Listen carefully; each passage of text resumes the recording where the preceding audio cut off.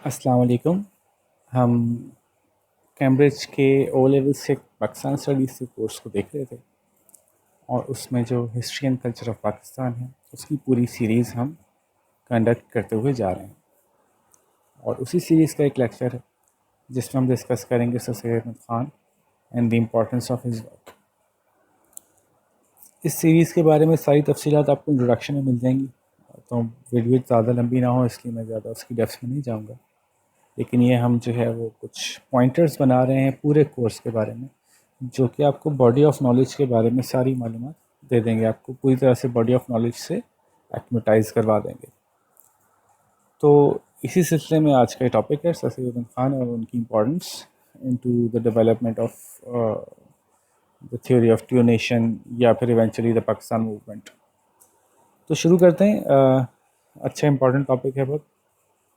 सबसे पहले तो बायोग्राफी देखते हैं सर सैयद अहमद ख़ान 1817 में दिल्ली में अच्छी एक अमीर फैमिली में पैदा हुए।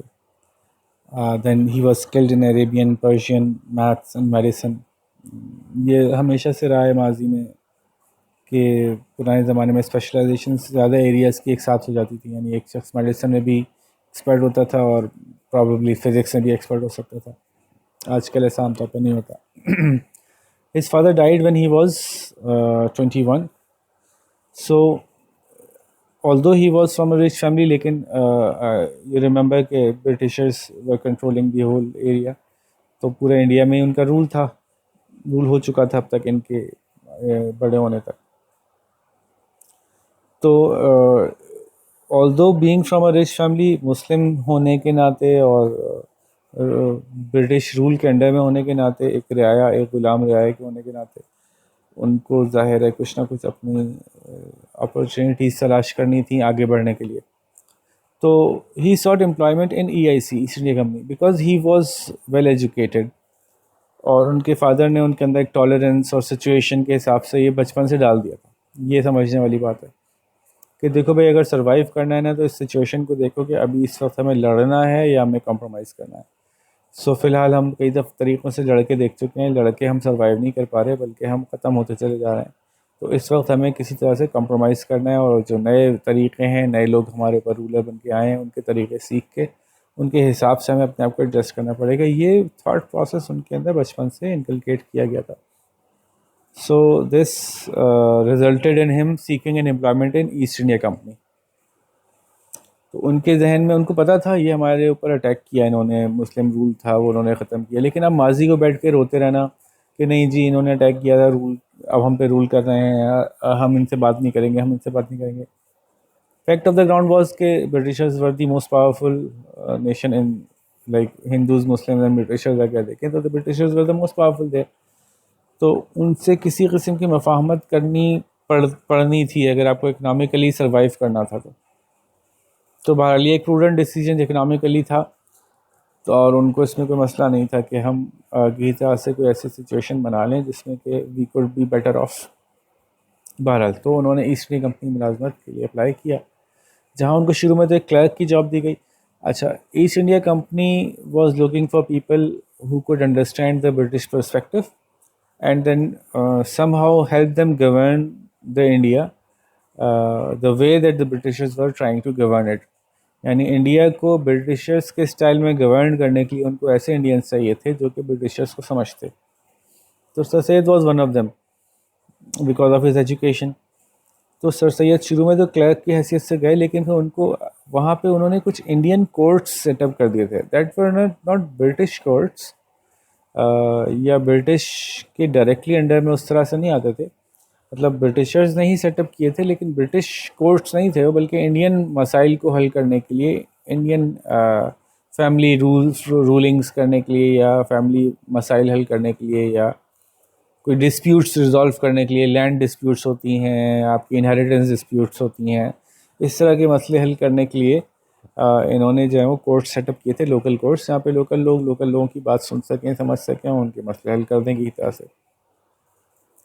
तो ये वहाँ पे आहिस्ता आहिस्ता उनको मुख्तलिफ दर्जे मिलते चले गए और वो एक वहाँ पे आगे जाके जज भी बन गए, आप देखिएगा।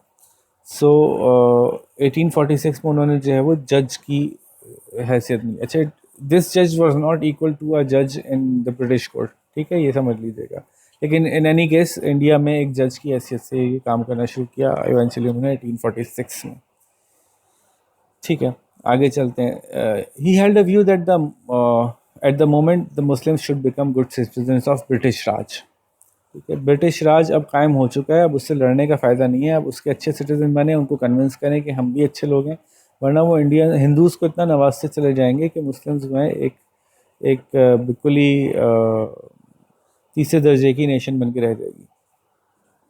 سو Muslims should become good citizens of British Raj if they wanted to survive and not follow the path of armed resistance. Armed resistance کا اب کوئی فائدہ نہیں ہونے والا, کیونکہ بہت بڑا ڈفرینس آ چکا ہے ان کی ٹیکنالوجی میں, ہماری ٹیکنالوجی میں, ان کی لیڈرشپ اسٹائل میں اور ہماری لیڈرشپ اسٹائل میں.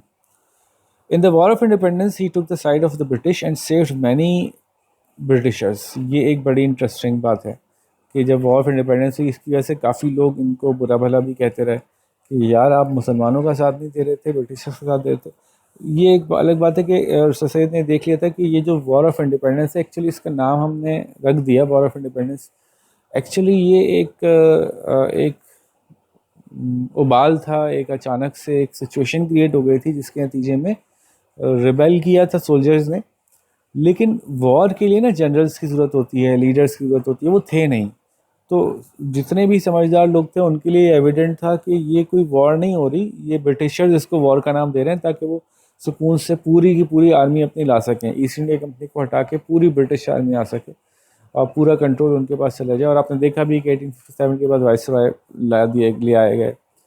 تو لیکن ان لوگوں کو نظر آتا ہے یہ کوئی وار نہیں ہو رہی, یہ تو کچھ سپاہیوں نے ریبل کیا ہے, اور جب وہ کوآرڈینیٹڈ ایفرٹ کر نہیں رہے, کوئی لیڈر نہیں ہے ان کے پاس, تو لازماً وہ کچلے جائیں گے. تو یہ سب کچھ ایک سمجھ لیں کہ ایک فیس پہ ایک چیز بنائی گئی ہے, لیکن ان افیکٹ یہ اٹ از ڈیم ٹو فیل. یہ اسی طرح سے ڈیزائن کی گئی ہے کہ یہ فیل ہوگی ہی ہوگی. So he was not into it. ان کا خیال تھا کہ یہ بیوقوفی ہے اس وقت ایسے موقع پہ بغیر کسی لیڈر کے, بغیر ریسورسز کے, بغیر کسی پلاننگ کے اس طرح سے ریبیلین کرنے کا کوئی فائدہ نہیں ہے. تو اس کے خلاف سے ان کا خیال تھا کہ اس سے مسلمانوں کو فائدہ کم نقصان زیادہ ہوگا, اور سارا کا سارا جو انڈیا کے اندر انریسٹ کا بلیم ہے مسلمانوں کے اوپر آ جائے گا, اور پھر مسلمانوں کو چلنے کے لیے پوری آرمی آ جائے گی. بڑے اطمینان سے ان کے پاس ایک ریزن ہوگا کہ بھائی آپ نے تو ہم سے وار کی تھی, اور وار میں تو سب کو جائز ہوتا ہے. تو آخرکار ہوا بھی ہے کہ وار آف انڈیپینڈنس کے بعد جو ہے وہ مسلمس کو کافی زیادہ اس پریشرائز کیا گیا, اس بارے میں پرسیکیوشن ہوئی ان کی کہ جی ایکچولی آپ زیادہ کلپریٹ تھے, ہندوز تو بس تھوڑا بہت آپ کے ساتھ آ گئے تھے, لیکن اصل میں آپ کا راج پہلے تھا, اور آپ کے رولرز آپ کے ساتھ آئے تھے, اور آپ کا ایمپرر کھڑا ہو گیا تھا, اور آپ نے جی برٹن سے باقاعدہ جنگ شروع کر دی تھی, حالانکہ ایسا تھا نہیں. خیر, سو موونگ فارورڈ. اچھا جی, ان دا وار آف انڈیپینڈنس یہ تو ہم نے بات کر لی. Establish many modern schools and مدرساز for Muslim, یہ ان کا کام تھا. چونکہ ہم بایوگرافی دیکھ رہے ہیں تو یہ ڈیٹیلز آگے آئیں گی, لیکن فی الحال ہم اس کو ایک پورا ایک کمپلیٹ پارٹ کے طور پہ پڑھنے کے لیے اس کو شامل کر لیتے ہیں. انہوں نے اسکولز بنائے, مدرساز بنائے, کالج بنائے, ایونچولی وہ یونیورسٹی بن گئی. He was appointed the chief justice in the local system of courts in Moradabad in 1858. وہ جو جج بنے تھے یہاں پہ 46 میں, وہ اس سسٹم کے چیف جج تک پہنچ گئے. ٹھیک ہے, ابھی چیف جسٹس آف پاکستان کی طرح کا جج نہیں ہے کہ وہ پورے ملک کا کوئی چیف جسٹس ہے, بلکہ وہ اس لوکل کورٹس کے سسٹمز کا ایک, جس کو وہ کہتے تھے صدر الصدور, ہیڈ آف ہیڈس. تو لیکن اس کو آپ ٹرانسلیٹ کریں تو مے بی اس کو آپ چیف جسٹس کہہ سکتے ہیں, لیکن میں بار بار سمجھانا چاہ رہا ہوں کہ that was not the chief justice. ٹھیک ہے جی. اچھا جی, he was transfer to Aligarh, there he formed the scientific society of Aligarh. اور یہ امپورٹنٹ بات ہے, یہیں سے مراد آباد سے انہوں نے ویسے تو کام شروع کر دیا تھا سائنٹیفک سوسائٹیز کے اوپر, اور علی گڑھ میں جا کے وہ فردر اسٹیبلش ہوئی, scientific society of Aligarh بنی. That was a very important society. اس کے کام بھی ابھی آگے آپ کو بتائیں گے ہم, جب ان کے ورکس کو, ان کی کنٹریبیوشن کو ڈسکس کریں گے. 76 میں he retired and started working full time as an educationist اور ریفارمر. وہاں پہ ان کا جاب ختم ہو گئی تھی, لیکن ان کے کنیکشنز باقی تھے, ان کی پورا ایک نیٹ ورک باقی تھا. انہوں نے اس کو پوری طرح سے استعمال کیا, اور اپنے جو ایجوکیشن کا ڈریم تھا نا کہ مسلمس کو ایجوکیٹ کرنا ہے, اس پہ انہوں نے فل ٹائم کام کرنا شروع کر دیا. In 1888 he was knighted and given the title of Sir by Britishers. Britishers نے ان کے جو بھی ان کا کام رہا although کہ ان کا کام somehow eventually independence from Britain کی طرف بھی کنورٹ ہو گیا، لیکن جو بھی انہوں نے اس دوران یہ سب کچھ جو کام تھا، اس کام میں مسلمس کو کنونس کرنا کہ بھائی آپ کو اب آرم ریزسٹنس نہیں کرنی، بلکہ آپ کو پارٹ آف دا سسٹم بننا ہے، اور سسٹم کا پارٹ بن کے آپ کو پھر ایونچولی اپنے آپ کو بہتر بنانا ہے. یہ برٹشرز کی ایونچولی ایک ڈیمانڈ تھی مسلم سے، جس میں کہ انہوں نے کافی ہیلپ کی، اور جو بھی سروسز اس جسٹس سسٹم میں، یا جو انہوں نے برٹشرز مسلمز کو کنونس کیا کہ آپ برٹشرز کو فی الحال ایکسیپٹ کرتے ہوئے آگے چلو، اس طرح کی جو بھی ان کی سروسز تھیں اس کی بنیاد پر ان کو سر کہتے ہیں. ٹھیک ہے، ان کو نائٹ کیا گیا. He wrote many books including Tafsir of Holy Quran, Asbab Bagawat Hind, then Asar Sanadid, a book of archaeology. تو کافی سارے کام کیے انہوں نے، بہت کتابیں، جریدے، اخبار، رسائل، یہ چیزیں بہت کی، کیونکہ ایجوکیشنسٹ سے تو ان کا مین ذریعہ تھا اپنی بات کو دوسروں تک پہنچانے کا. ٹھیک ہے، یہ کیا تھے اس پہ بھی ہم انشاءاللہ بات کرتے ہیں کہ کیوں لکھا گیا اور کیا کیا چیزیں تھیں، آگے ساری آئیں گی. ٹھیک ہے، 1898 میں ان کا انتقال ہو گیا تھا. ٹھیک ہے جی. سو یہ بیسک سی بایوگرافی ہے ان کی. ان کے جو بیسک ریزن ہے جس کی وجہ سے ان سر سید کو اتنا امپورٹنس دے رہے ہیں کہ ہم ایک پرسنالٹی کو پورا ایک الگ سے ٹاپک بنا کے پڑھ رہے ہیں. مے بی کہ کسی اور کے ساتھ شاید ہم نے اب تک یہ نہیں کیا کہ پورا ایک ٹاپک صرف ایک پرسنالٹی کے اوپر ہو. شاہ ولی اللہ بھی one of the 4 major contributors تھے. اورنگزیب عالمگیر بھی was not a lone, like پورا مغل امپائر کے بیک گراؤنڈ کے ساتھ ڈسکس ہوا. لیکن سر سید احمد خان جو ہیں وہ پرسنلی ایک سنگل ہینڈڈلی انہوں نے پورا ایک چیپٹر کور کر رہے ہیں. تو اس کی کچھ وجوہات ہیں جو آگے ہمیں نظر آئیں گی. Contributions. They believe that Muslims should realize that the Britishers are the ruler of the land, and they will have to create a working relationship with them. Hence learn their language, their ideas, and change according to the need of the time. ٹھیک ہے، مسلمانوں کو اب یہ سمجھنے کی ضرورت ہے کہ اب ہمیں ان سے لڑنا نہیں ہے. اور وہ تھیوری ساری جو بار بار رائز ہو رہی تھیں کہ برٹشرز ہمارے پر قابض دشمن ہیں، ان سے لڑو لڑو لڑو لڑو، ان کی بات مت سنو، ان کا تعلیمی نظام بالکل مت دیکھو، ان کی لائی سائنس بھی حرام، ان کی لائی ہر بات حرام. تو وہ ایک آئیڈیالوجی ایگزسٹ کر رہی تھی جو کہ ایک ریبیلیس آئیڈیالوجی تھی، جو اپنی جگہ ہونی چاہیے تھی. مطلب ظاہر ہے جب آپ کسی اور نیشن سے آپ دب جاتے ہیں اور کوئی اور آپ کے اوپر قبضہ کر لیتا ہے. لیکن اگر آپ پاس میں دیکھیں اور آپ دیکھیں نا کہ یہ ان کی ایک پریکٹس یہ بھی تھی سر سید کی، کہ سر سید کو ہسٹری میں کافی انٹرسٹ تھا، آرکیالوجی پہ پوری کتاب لکھی تھی انہوں نے، اور اس کے علاوہ بھی ان کو بہت زیادہ دلچسپی تھی ہسٹری کے اندر. وہ تو اس زمانے کے مشہور شاعر غالب نے ان کو کافی جھنجھوڑا. یہ اپنی بڑی زبردست ایک کتاب لے کے پہنچ گئے کہ میں نے ایک کتاب لکھی ہے جی اکبر کے دربار کے حالات کے بارے میں. اب غالب صاحب آپ ذرا اس کے بارے میں کچھ لکھیے تاکہ میں کتاب کے ساتھ آپ کا لکھے ہوئے تقریض جس کو کہتے ہیں وہ بھی شائع کروں. تو غالب نے بڑی طنزی انداز میں ایک نظم لکھ کے دی تھی جو کہ ان کو بڑی ہٹ کری تھی کہ یار یہ کیا کہہ رہے ہیں. تو کہ غالب کا کہنا تھا کہ بھائی اب تم اکبر کے زمانے سے باہر آ جاؤ، جاگ جاؤ، دیٹ واز آ پاسٹ، اس کو ہر وقت سیلیبریٹ کرتے رہیں گے تو ہم فیوچر میں کیسے جائیں گے. Learn about the new situation and move on. تو یہ میسج غالب ان کو بڑا اسٹرائک کیا، وہ ہسٹری سے نکل کے باہر آئے اور پھر انہوں نے فیوچر کی طرف دیکھنا شروع کیا. خیر یہ کورس کا حصہ نہیں ہے، it was just part of peace of information جو مزیدار تھی. تو بہرحال تو انہوں نے یہ کہا کہ آپ لوگ جو ہیں وہ اب آگے بڑھیں. یہ جو ریبیلیس تھاٹ ہے یہ ہمیں ہیلپ کر نہیں رہی. اگر کر رہی ہوتی تو میں بھی پارٹ پلے کر دیتا، لیکن کوئی فائدہ نہیں ہو رہا بلکہ اس سے الٹا نقصان ہو رہا ہے. ہمیں ہم سامنے کے سامنے دیکھ رہے ہیں کہ ہندوز جو ہیں وہ کتنا زیادہ فائدہ اٹھا رہے ہیں اس بات کا کہ سارا بلیم وار کا مسلمس پہ ہے، اور ہندوز جو ہیں وہ اپنی میجورٹی کا ایڈوانٹیج لیتے ہوئے برٹن سے ساری مراعات لے رہے ہیں، اور برٹن کو یہ بات سمجھا رہے ہیں کہ اگر آپ اپنے سپاہی نہ بھی رکھیں، اگر آپ اپنا رولرز نہ بھی لائیں تو ہم خود بھی گورن کر سکتے ہیں آپ کے انڈر میں، آپ ہمارے مائی باپ رہیں اور ہم آپ کے انڈر میں کام کرتے رہیں گے. تو یہ سچویشن بننے جا رہی ہے، یہ نظر آ رہا تھا ہم کو. تو اگر ایسا ہو گیا تو کافی سارے مسائل مسلمانوں کے لیے ہو جائیں گے. تو اس لیے مسلمانوں کو پش کر رہے تھے. اسی لیے ان کا قرآن کا ترجمہ بھی آیا تھا کہ جس میں انہوں نے تھوڑا سا دوبارہ سے اپروچ کیا تھا قرآن کو اس انداز سے ٹرانسلیٹ کروں کہ لوگوں کے لیے سائنٹیفک ڈسکوریز یا دوسری نیشنز کے ساتھ کو ایگزسٹ کرنا مشکل نہ ہو. سم ہاؤ انہوں نے کوشش کی تھی کہ اس کا ایک ایسا اس طرح سے ٹرانسلیٹ کیا جائے قرآن مجید کو کہ جس میں کہ پرانی ایسی ٹرانسلیشنز جو کہ پش کرتی ہیں ریبیلین کی طرف، اس کے بجائے کو ایگزسٹنس کی طرف بات کی جائے. یہ اچھی بات تھی یا بری بات تھی؟ As a student of history ہم کیا کرتے ہیں کہ ہم فیکٹ کو فیکٹ کے طور پہ لیتے ہیں اور ہم یہ سمجھنے کی کوشش کرتے ہیں کہ سامنے والے نے ایسا کیوں کیا.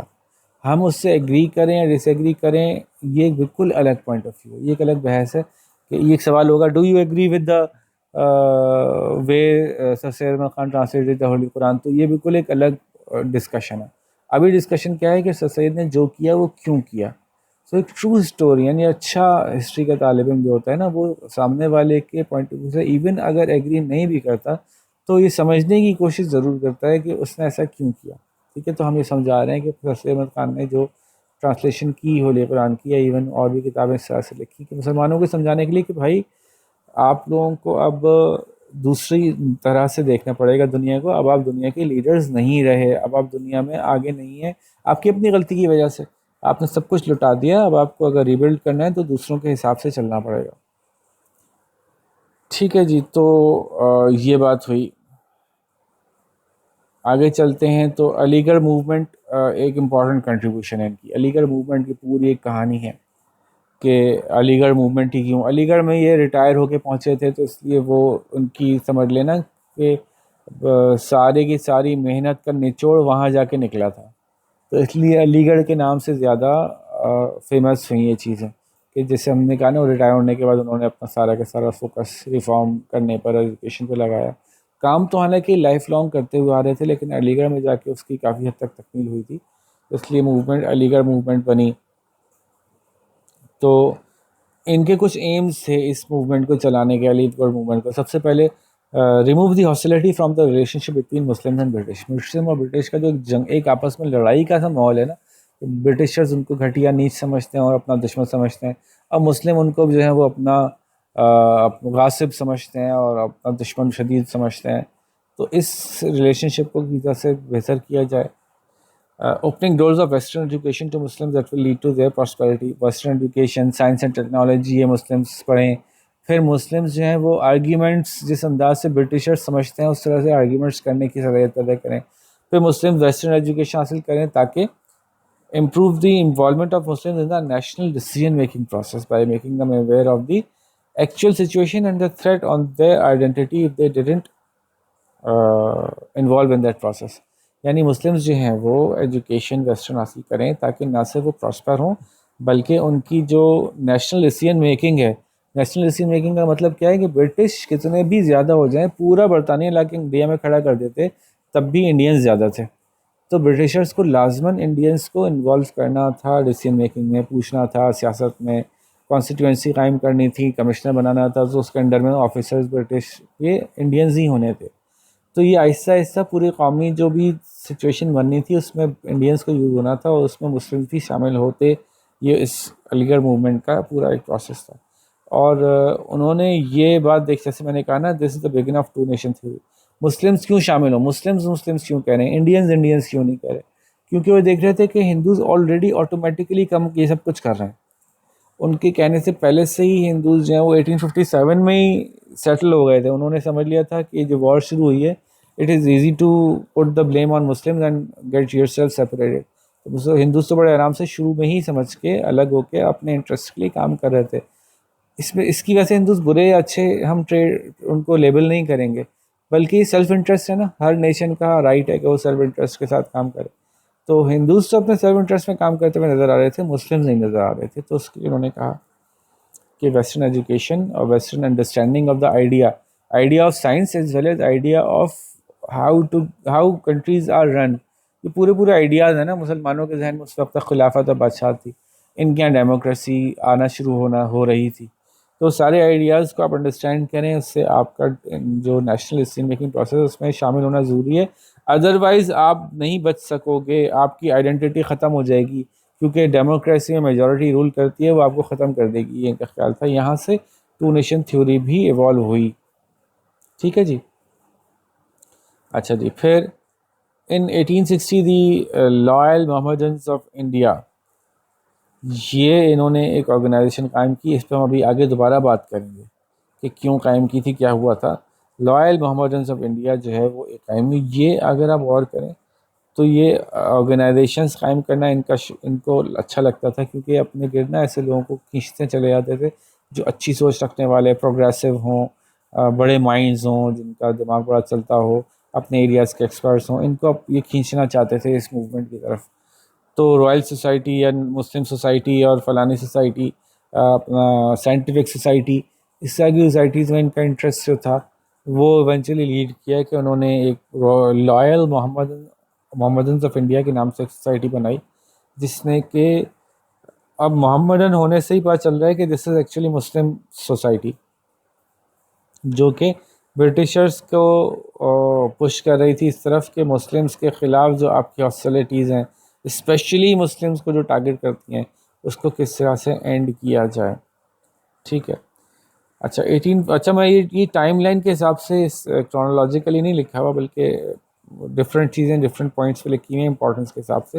تو کنٹریبیوشنز جو ہیں وہ ٹائم لائن کے حساب سے نہیں ہیں کرونالوجیکل, 1860 پہلے آ گیا, 1857 بعد میں آ رہا ہے. 1857 میں انہوں نے جو ریوولٹ ہوئی تھی اور مسلمس پہ ہی سارا بلیم گرا دیا گیا تھا, اس کے اگینسٹ انہوں نے essays on the causes of the Indian revolt لکھی تھی, اور اس کو انہوں نے پھر پہنچایا تھا کسی طرح سے برٹش آفیشلز اور برٹش پارلیمنٹ تک, اور even some British ruling family تک انہوں نے پہنچا دیا تھا اس کو. اور کیونکہ یہ اگین سروس میں تو تھے برٹشرز کی, تو کنیکشن بن گئے تھے اور اچھا سمجھتے تھے بہت سارے آفیسرز ان کو. تو اسباب بغاوت ہند کیوں ہوئی تھی, یہ سمجھانے کے لیے کہ بغاوت جو تھی اس کے صرف یہ ریزن نہیں تھا کہ مسلم انگریزوں سے نفرت کرتے ہیں یا مسلم صرف اور صرف مغل راج چاہتے ہیں اور انگریزوں کو نکالنا چاہتے ہیں, بلکہ انہوں نے کہا اس کی کچھ غلطیاں آپ کی بھی تھیں. تو وہ انہوں نے بتایا کہ انڈین وائسز آپ نہیں سن رہے تھے, ہندو یا مسلم کسی ایک کی بھی آپ آواز نہیں سنتے تھے کہ ان کو کیسے گورن ہونا ہے, ان کے کیا کسٹمز ہیں, ان کو کس طرح سے بہتر آپ مینیج کر سکتے ہیں. آپ فورس کنورژن کروا رہے تھے. جو آپ کی آرمی تھی اس کا بیہیویئر بہت برا تھا اپنے سولجرز کے ساتھ اور مسلمز اور انڈینس کے ساتھ, اور ان کا مینجمنٹ کا اسٹائل بہت سٹبرن تھا. یہ ساری باتیں انہوں نے کی. کچھ برٹشرز کو یہ باتیں بہت بری لگیں کہ آپ لوگوں نے ہی ریولٹ کیا اور آپ نے ہمارا نام لگانے ہماری وجہ سے ریولٹ کیا, اور کچھ برٹشرز کو بات سمجھ میں بھی آئی. تو یہ تاریخ میں دونوں طرح کے لوگ موجود تھے. یہ کتاب انہوں نے لکھی. اچھا, اسی طرح سے 1871 میں انہوں نے دیکھا کہ بھائی جو بھی مسلمانوں کی امپلائمنٹ گورنمنٹ میں ہے وہ اس لیول پہ چلی گئی ہے کہ 711 ہندوز ہیں جبکہ 92 مسلمز ہیں. تو یہ ڈبل بھی نہیں ہے, ٹرپل بھی نہیں ہے, مطلب اراؤنڈ اگر آپ دیکھیں تو 800% زیادہ ہیں. جبکہ کیا آبادی میں بھی یہی تناسب ہے؟ آبادی میں تو ایسا نہیں ہے, وہ 3 ٹائمز زیادہ ہیں. تو یہ 8 ٹائمز زیادہ کیوں ریپرزینٹ کر رہے ہیں انڈینز جو ہیں یا ہندوز جو ہیں, وہ مسلم سے زیادہ 8 ٹائمز زیادہ کیوں ہیں گورنمنٹ سروسز کے اندر. تو یہ بات ان کو کافی اسٹرائک کی. اس چیز نے بھی کافی کام کیا, کنٹریبیوشن ٹورڈز ڈیولپمنٹ آف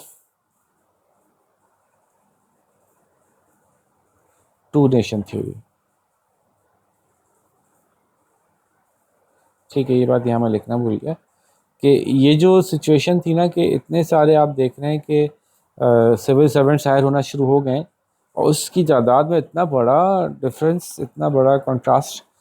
تو یہ ایک سوچ انہوں نے پبلک میں اویئرنیس دینا شروع کر دی. یہ بات انہوں نے پبلک میں کرنا شروع کر دی, اور یہ ان کی کنٹریبیوشن تھی, جس کے نتیجے میں یہ ہوا تھا کہ جو آل انڈیا کانگریس ڈیولپ کی گئی تھی, اس میں تمام انڈیا سے ہر طرح کے لیڈرز کو بلایا گیا تھا. اس میں مسلمس کی اٹینڈنس آلموسٹ نیگلیجبل تھی, کہ غالباً 5% یا اس سے بھی کم تھی. مسلم وہاں پہ گئے ہی نہیں شروع میں جب ڈیولپ ہوئی تھی کہ بھئی آپ ہم کو پراپر ریپرزنٹیشن دے نہیں رہے یہاں پہ, تو پھر ہم آپ کی کال پہ سیاست میں کیوں آئیں, ہم الگ سے سیاسی دھڑا بنائیں گے, آپ کی کال پہ نہیں آئیں گے. یہ کچھ مزاج ہم الگ بننا شروع ہو گیا, جو کہ لیڈ کرتا ہے پاکستان موومنٹ کا, جو یہی کہہ رہی تھی کہ ہم الگ. ٹھیک ہے. انہوں نے جو ہے وہ اردو میں ایک جرنل نکالا, کئی نکالے ویسے تو, رسائل, مختلف اخبار, اس طرح کے کام کیے انہوں نے. تو تہذیب الاخلاق بڑا ان کا مشہور ہے, جس میں انہوں نے بات کی کہ یہ جو میں کہہ رہا ہوں کہ مسلمانوں کو پروگریسو ہونا چاہیے, سائنسی تعلیم حاصل کرنی چاہیے, مجھ سے پہلے بھی بہت سے لوگ کہہ چکے ہیں, بڑے بڑے مسلمانوں نے کام کیے ہیں. تو مسلمانوں کو وہ ماضی یاد دلانا ہے جس میں کہ اسی طرح کی سچویشنز میں مسلمانوں نے اپنے آپ کو ترقی کیسے دی, یا مسلمانوں کے بڑے بڑے سائنس کے میدان میں جو لیڈرز تھے وہ کیا تھے, یا مختلف لٹریچر کے میدان میں لیڈرز کے کیا کیا خیالات رہے.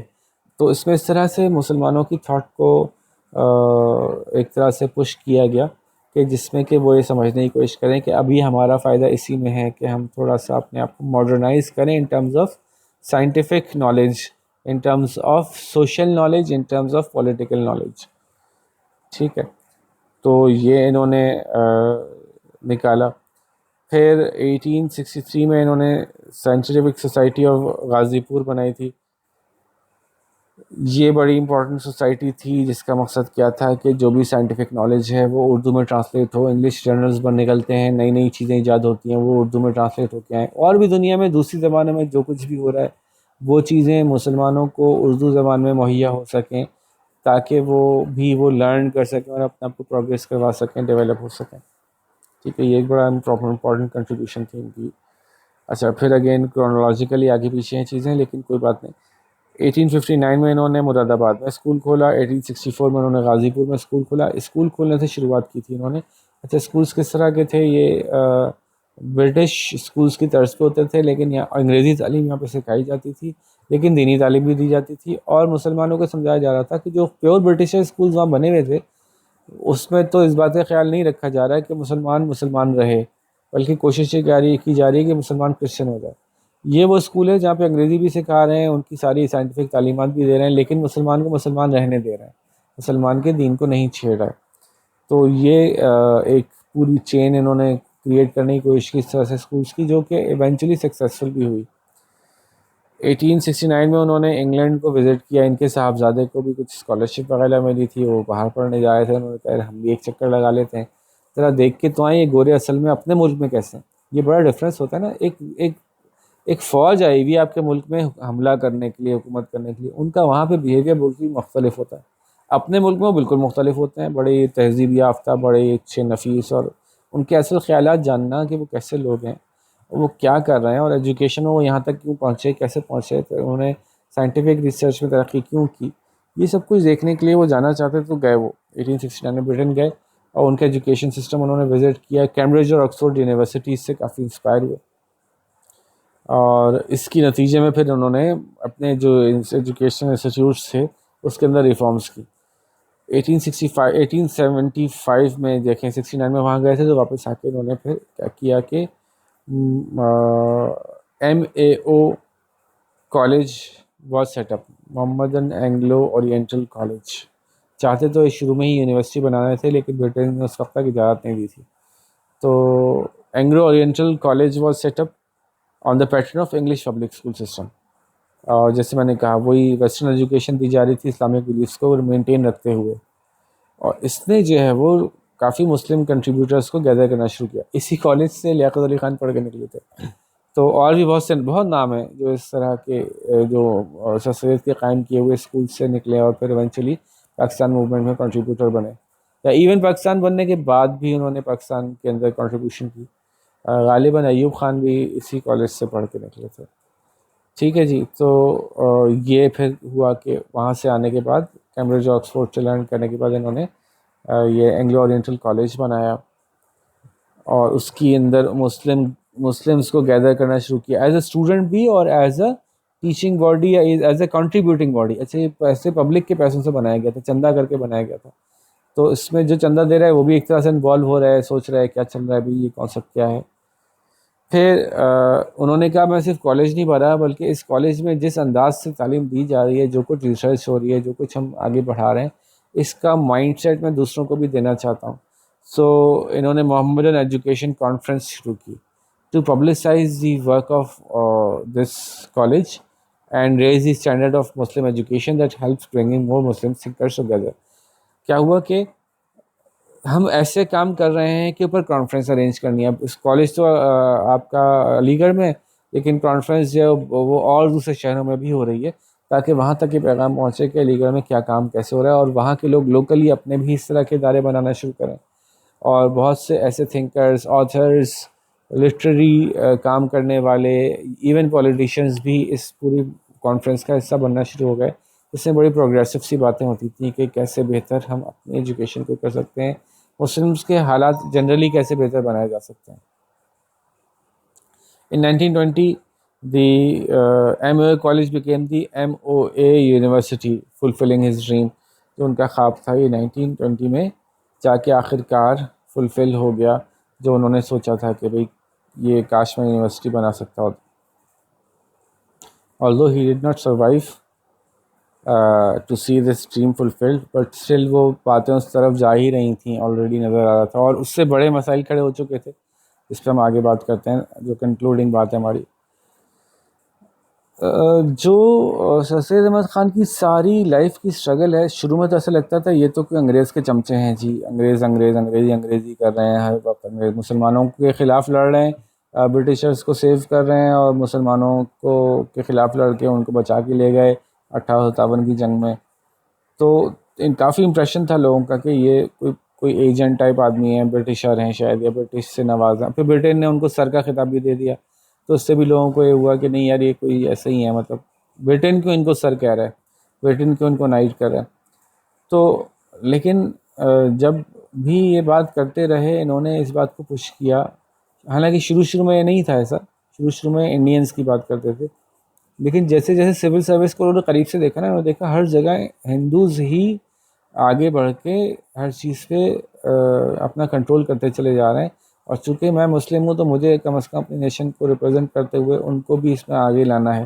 تو انہوں نے مسلم کرنا شروع کر دیا. تو اور یہ ڈفرینس ان کے سامنے واضح ہوتا چلا گیا. جیسے کہ Indian National Congress set up کی تھی سر این آکٹیوین ہیوم نے 1885 میں. یہ ایک برٹشر نے انڈین نیشنل کانگریس یعنی ایک ایسا ادارہ بنانے کی کوشش کر رہے تھے جس میں کہ سارے انڈین پروگریسو تھنکرز آ کے بیٹھیں، سارے لٹریٹ بڑے بڑے لوگ جو ذہن ہیں انڈیا میں رہنے والے، وہ آئیں، آ کے بات کریں کہ ہم انڈیا کو اور بہتر کیسے بنا سکتے ہیں، ایک اچھا برٹن کالونی کیسے بن سکتا ہے انڈیا، برطانیہ کا اچھا غلام کیسے بنایا جا سکتا ہے اس کو اگر کہیں تو اس کام کے لیے انہوں نے ایک انڈین نیشنل کانگریس قائم کی تھی. یہ پولیٹیکل پارٹی نہیں تھی بلکہ ایک ادارہ تھا، ایک چھوٹا سا ایک سمجھنے گیٹ ٹوگیدر تھی لوگوں کی، جس میں کہ اچھی مشورے ہونے تھے. اور اس میں جو ہے وہ زیادہ تر ہندو پولیٹیکل لیڈرز کی انوالومنٹ رہی. اور سر سید نے اس کے قیام سے پہلے ہی یہ دیکھ لیا تھا کہ یہ کیا ہونے جا رہا ہے، کیونکہ یہ برٹن بھی وزٹ کر کے آئے تھے اور وہاں کا لیجسلیٹو اور اسمبلی سسٹم بھی انہوں نے دیکھا تھا. تو یہ دیکھ رہے تھے کہ برٹن کے اندر جو ہے وہ ڈیموکریسی آ رہی ہے، اور ڈیموکریسی وڈ مین کہ جس کے پاس میجورٹی ہے وہ رول کرے گا. اور جہاں انہوں نے دیکھا کہ ہندوز میجورٹی کو رول کا موقع ملا، انہوں نے وہاں مسلمانوں کو بالکل تباہ کر دیا. جیسے کہ اس طرح کے انسیڈنٹس ہوئے کہ جی جس علاقے میں ان کا رولر آ گیا، ان کا کمشنر کا اسسٹنٹ بھی بن گیا بندہ پی لیول پہ، اس نے وہاں کی مسجدوں کا مسئلہ کھڑا کر دیا، مسلمانوں کا جینا حرام کر دیا، وہاں پہ جو ہے وہ باجے بجائے جا رہے ہیں نماز کے ٹائم پہ. اس طرح کی حرکتیں جو ہیں یہ اس وقت انہوں نے ہوتی ہوئی دیکھی. تو یہ اور اپریہنشن ان میں بڑھ گئی کہ یہ کیا ہونے جا رہا ہے، ہم as an identity of our nation ہماری جو ہے وہ ختم ہو جائے گی. ایز اے نیشن اور identity would be lost. So ان کا جو ہے ڈفرینس کافی بڑھ گیا. اور یہ جو 1885 میں انہوں نے کانفرنس کال کی تھی تو سید نے کافی اس کے اگینسٹ لوگوں کو کنونس کیا. تو بہت کم مسلمان لیڈرز وہاں پہنچے تھے شروع میں. اچھا جی، انہوں نے دیکھا ڈفرینسز جو تھے وہ کہاں تھے. جیسے میں نے کہا انہوں نے دیکھا کہ جو ڈیموکریسی ہے اس سے ہندوز جو ہے مسلم انٹرسٹ کو اوورائڈ کر دیں گے. وہ ان کو ہوتا ہوا دکھ رہا تھا آلریڈی. آلدو ڈیموکریٹکلی الیکشنز نہیں ہوئے تھے، لیکن سول سروس میں جہاں ہندوز کو موقع ملتا تھا وہ مسلمانوں کو خوب پیچھے چھوڑتے تھے. ایجوکیشن کے اندر کسی فیلڈ میں کوئی ہندو آ گیا ڈیسیجن میکر، انہوں نے ایسے فیصلے کرنے ہیں کہ مسلمان نہ آ سکیں تعلیم میں، ہندو آ جائیں. کسی بھی جگہ کسی فیلڈ میں جہاں ہندو آگے جا رہے تھے وہ مسلمانوں کو آگے آنے سے روک رہے تھے. اگر ہندو پرسپیکٹو دیکھیں being a student of history, تو بھائی ہر قوم کے لوگوں کو آزادی ہے نا کہ اپنی قوم کی ترقی کے لیے زیادہ سے زیادہ کام کریں. ان کو پتہ تھا یہ مسلمان پہلے ہم پہ اتنے سال رول کر چکے ہیں, تو اب اگر اگین ان کو کوئی موقع دیا گیا تو یہ پھر ہم پہ چڑھ جائیں گے. تو انہوں نے بالکل شروع سے پتہ کاٹ کے ہی رکھا مسلمانوں کا. تو یہ بات لیکن سر سید احمد خان اتنا ایویڈنٹلی دیکھ رہے تھے کہ وہ پھر انڈینز ایز اے نیشن کے بجائے اس بات کے ووکل سپورٹر ہو گئے کہ we are not one nation. جیسے ہی یہ قائم ہوئی نا نیشنل کانگریس, اور یہ تھاٹ پروسیس شروع ہوا کہ جی ہم لوگوں کو پولیٹیکلی بھی انوالو کریں گے اور جی یہاں پہ بھی کوئی اسمبلی بنائی جائے گی, فٹافٹ انہوں نے یہ کہہ دیا کہ آپ اگر ڈیموکریسی کی بات کریں گے تو یاد رکھیے گا یہ ایک ملک نہیں ہے, یہ دو الگ الگ نیشنز ہیں جن کو آپ رول کر رہے ہیں, یہ ساتھ نہیں رہ سکیں گے. اور اگر آپ نے ان کو ساتھ رکھ کے چھوڑ کے جانے کی سوچا بھی تو یہ لازماً ایک دوسرے سے لڑ کے کوئی ایک دوسرے کو ختم کر دے گا. یہ بات انہوں نے اپنی تقریر میں کہی سر سید احمد خان نے. پھر انہوں نے دیکھا کہ یہ ڈفرینس کیوں آ رہا تھا. ویسے میں نے پیچھے بات کر لی ہے, یہ اب لکھی ہوئی آ رہی ہے کہ گورنمنٹ جابز انہوں نے دیکھا تھا کہ ہندوز نے کیا کہا کہ گورنمنٹ جاب اس کو دیں جو ایگزام پاس کرے, اور ایگزام جو ہے وہ انگلش میں ہوتا تھا, اور یہ پورا اسٹرکچر آپ کو یاد ہی ہے, پچھلے لیکچر میں نے بات بھی کی تھی. تو سر سید احمد خان نے اس کے خلاف بات کی. انہوں نے کہا کہ اگر آپ کمپیٹیٹیو ایگزامز رکھنا چاہتے ہیں, پراپر ایسے فل فلیج انگلش میں ایگزام رکھنا چاہتے ہیں, تو پہلے مسلمانوں کو اس ایگزام کی تیاری کا تو موقع دیں. آپ نے مسلمانوں کو اس میں پڑھنے کا موقع نہیں دیا. آپ کا ایجوکیشن سسٹم اس طرح کے ہیں کہ مسلمان اس میں داخلہ نہیں لے سکتے شرعی طور پہ. وہ اس طرح کی باتیں سکھا رہے ہیں کہ مسلم وہاں پہ انٹر نہیں ہو سکتا. آپ اپنے ایجوکیشن سسٹم کو کم از کم سیکولر تو کر لو, یعنی ایسا کر لو کہ نہ تمہارا ریلیجن پڑھایا جائے نہ ہمارا ریلیجن پڑھایا جائے. چلو ہمیں ہمارا ریلیجن نہیں پڑھاؤ, اپنا تو نہ پڑھاؤ. تو آپ نے ایسی ایجوکیشن کے حالات کر دیے ہیں کہ مسلمان تعلیم حاصل کرنا چاہتے ہی نہیں ہے آپ کے سسٹم میں. جب وہ تعلیم حاصل کرنا چاہتے ہی نہیں ہے تو وہ یقیناً اس ایگزام میں پاس نہیں ہوگا, اور اس کا مطلب یہ ہوگا کہ وہ کسی طرح سے بھی نیشنلی سول سروس میں گورنمنٹ جابس میں پارٹیسپیٹ کر ہی نہیں سکے گا. یہ انہوں نے دیکھا کہ ہندوز نے پش کیا اس بات کو کہ کمپیٹیٹیو ایگزام ہونے چاہیے. وہ اور ٹھنک گئے, مطلب ایک ان کے ذہن میں آ گئی بات کہ بھئی یہ تو گڑبڑ ہونے جا رہی ہے, تو کیوں ان کے ڈفرینسز تھے ہم اسے بات کریں. اس طرح سے انہوں نے دیکھا کہ جو ہندوز تھے وہ ریپلیس کرنا چاہ رہے تھے اردو کے بجائے ہندی. تو انہوں نے کہا یہ کیا بات ہے, اردو تو تمہیں بھی آتی ہے ہمیں بھی آتی ہے, لیکن سنسکرت تو صرف تمہیں آتی ہے ہمیں نہیں آتی. تو تم لوگ یہ ہندی یا سنسکرت کو کیوں پش کر رہے ہو کہ اردو کے بجائے اس کو لایا جائے. جس مینس کہ ایک طرف انگریزی آفیشیل لینگویج تھی, وہ مسلمانوں کو آتی نہیں تھی, ہندو وہ سیکھ رہے تھے دبا کے. دوسری اردو آفیشیل لینگویج بنائی گئی تھی جو مسلمانوں کو بھی آتی تھی ہندوؤں کو بھی آتی تھی. لاجیکل بات تھی کہ ٹھیک ہے اردو پہ سب اردو کو ایز اے آفیشیل لینگویج لے لیتے ہیں انگریزی کے بعد. لیکن ہندوؤں نے پش کرنا شروع کیا کہ نہیں بھائی ہندی کو یا سنسکرت کو جو ہے وہ آپ لے کے چلیے as a official language, not Urdu. اس سے بھی یہ کافی زیادہ متاثر ہوئے اس بات سے کہ یار یہ لوگ جو ہیں نا یہ ہمیں نہیں سروائیو کرنے دیں گے انلیس کہ ہم اپنے آپ کو ایز اے نیشن یونیفائی نہ کریں. تو انہوں نے کافی اپوزیشن کی تھی اس بات کی. اور انہوں نے دیکھا ایون جو ان کی سائنٹیفک سوسائٹی انہوں نے بنائی تھی جس میں کچھ مسلمان بھی تھے کچھ ہندو بھی تھے انڈینس کے اندر سائنس کے فروغ کے لیے, اس کے اپنے ممبرز جو کھڑے ہو کے کہہ رہے تھے کہ ہمارا جو یہ پبلیکیشن ہے نا اس کو ہندی میں ہونا چاہیے, اردو میں نہیں ہونا چاہیے. تو اس سے وہ کافی ہرٹ ہوئے اور انہوں نے سمجھا کہ یہ گڑبڑ ہے. تو اس کے نتیجے میں پھر جہاں یہ انڈین نیشنل کانگریس بن رہی تھی اس کے نتیجے میں سر سید احمد خان نے یونائٹڈ پیٹریوٹک الائنس بنایا. اب یہ ہے جناب غور کریں پاکستان موومنٹ کا پولیٹیکل چیپٹر ایک طرح سے کھلنا شروع ہو گیا. یونائٹڈ پیٹریوٹک الائنس بنایا پہلے انہوں نے, اور پھر کانگریس کی جو میٹنگز ہوتی تھیں یہ کانگریس میں ان کو بلایا جاتا تھا, وہاں نہیں جاتے تھے. اور اس کو اب اور وضاحت کی ضرورت تھی کیونکہ بہت سارے لوگ اس میں سوچ سمجھ نہیں پا رہے تھے کہ یہ کیوں بنایا گیا ہے یونائٹڈ پیٹریوٹک الائنس, جبکہ کانگریس ایک اور کانفرنس چل رہی ہے, ایک جگہ سیاستدان یا سمجھدار لوگ جا کے بیٹھتے ہیں انڈیا کے مستقبل کی بات کرتے ہیں, تو یہ دوسری جگہ کیوں بٹھا رہے ہیں سر سید ہمیں. تو پھر سر سید نے اس کا نام چینج کیا 1893 میں اور اس کا محمدن ڈیفنس الائنس, تاکہ یہ واضح ہو جائے کہ ہم کیوں بیٹھ رہے ہیں, ہم مسلم آئیڈینٹی کو سیف گارڈ کرنے کے لیے یہاں بیٹھ رہے ہیں. تو اس بات سے اور نظر آتا ہے کہ اس زمانے میں کتنی شدید مسلم اور ہندوز کی رائیولری بڑھ گئی تھی. ٹھیک ہے جی.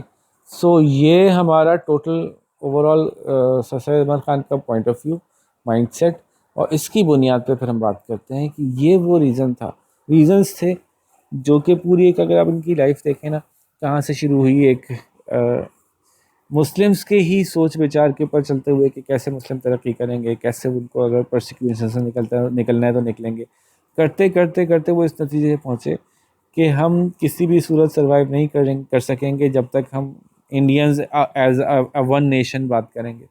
ہمیں بات کرنی پڑے گی کہ Muslims and Indians are two separate nations, otherwise Muslims will be consumed. دیکھیں چھوٹی سی مثال ہے کہ اگر ایک کمیونٹی کے اندر 5 لاکھ لوگ رہتے ہیں اور 5 لوگ خالی کسی دوسری کمیونٹی کے ہیں، تو ایونچولی وہ 5 لوگ بھی نہیں رہیں گے، وہ 5 لوگ کنزیوم ہو جائیں گے، غائب ہو جائیں گے. 1-2 جنریشنز کے بعد ان کی آئیڈینٹی ختم ہو جائے گی. تو وہ بھی کتنا بھی لڑ لیں، ان کو اپنی سیپریٹ جگہ نہیں مل سکے گی. بہت بڑا ڈفرینس ہے. لیکن اگر ہندوز اور مسلمس کا تناسب دیکھا جائے، وہ 3:1 یا 4:1 تو تھا، لیکن مسلمس کی تعداد بھی بہت زیادہ تھی نا. تو ایسا نہیں ہے کہ مسلمس تعداد میں کم تھے، تو اتنی بڑی تعداد میں تھے کہ اگر یہ سب کچھ ہونے دیا جاتا کہ میجورٹی رول چلنے دیا جاتا اور ان کو ایز اے سیپریٹ نیشن نہیں دکھایا جاتا، تو لاکھوں ایون کروڑوں لوگوں کو جو ہے وہ آپ شاید یہ دیکھتے کہ ان کا جینوسائڈ ہو جاتا یا فورس کنورژن ہوتی اور پھر مسلمز ایز اے مسلم نہیں رہ پاتے. تو یہ سب چیزیں سر سید آبزرو کرے تھے. اور آپ غور کریں تو آج بھی بہت سارے ایکسٹریمسٹ سچویشن موجود ہیں. ایون انڈیا میں بھی اگر آپ دیکھیں تو پرسیکیوشن جاری ہے بہت سارے ایریاز میں، جہاں پہ کہ جو ایکسٹریمسٹ مائنڈ سیٹ کے لوگ موجود ہیں، انہوں نے جو ہے وہ اپنے آئیڈیالوجیز کو ایسے ہی پش کرتے ہیں مسلمس کو، ان کو مائنورٹی میں. تو سر سید احمد خان کا یہ خیال کہ we are two nations and we must be governed separately, ہمارا انداز، ہمارا لائف اسٹائل، ہمارا پورا طریقہ کار ایک دوسرے سے مختلف ہے، اور اس پوائنٹ کو اٹھایا. یہ جو ٹو نیشنز کا یہ پورا جو یہ پوائنٹ ہے نا، یہ پوائنٹ ہی ٹو نیشنز کے اراؤنڈ ہے. اس ٹو نیشنز کے پوائنٹ نے ایسا اسٹرائک کیا مسلمانوں کو کہ بس یہاں سے شروع ہو گئی کہانی. اس لیے کہا جاتا ہے کہ sir Syed Ahmad Khan was the father of the Pakistan movement. ٹھیک ہے، تو how he became the father of Pakistan movement, اس کے لیے میں پوری ان کی بایوگرافی پڑھی، پورا ان کا ورکس پڑھا، ان کا جرنی پڑھا، اور ان کے جرنی کے اینڈ پہ ہم کو سمجھ میں آتا ہے کہ وہ کس طرح سے یہ بات کہنے پہ مجبور ہوئے اور دوسروں کو دکھا بھی پائے، کیونکہ وہ اندر کے آدمی تھے. وہ اندر سے چیزیں دیکھ رہے تھے اور اندر کی چیزیں دکھا رہے تھے لوگوں کو، دیکھو آگے کیا ہو سکتا ہے اور تم لوگ کس طرف جا رہے ہو. تو اس کے نتیجے میں سکسیسفلی انہوں نے یہ خیال معاشرے میں دیا کہ we are two different separate nations and we should not be governed under one system. ٹھیک ہے جی، تو یہاں پہ ہم آپ سے اجازت چاہیں گے. یہ ہمارا ایک ٹاپک اور کنکلوڈ ہو گیا. اس پہ آنے والے سوالوں کو ہم اسی کے پوائنٹر سے اٹھا کے پھر انشاءاللہ کمپلیٹ کریں گے. تو پھر انشاءاللہ نیکسٹ ٹاپک پہ آپ سے ملاقات ہوتی ہے. اپنا خیال رکھیے گا. اللہ حافظ.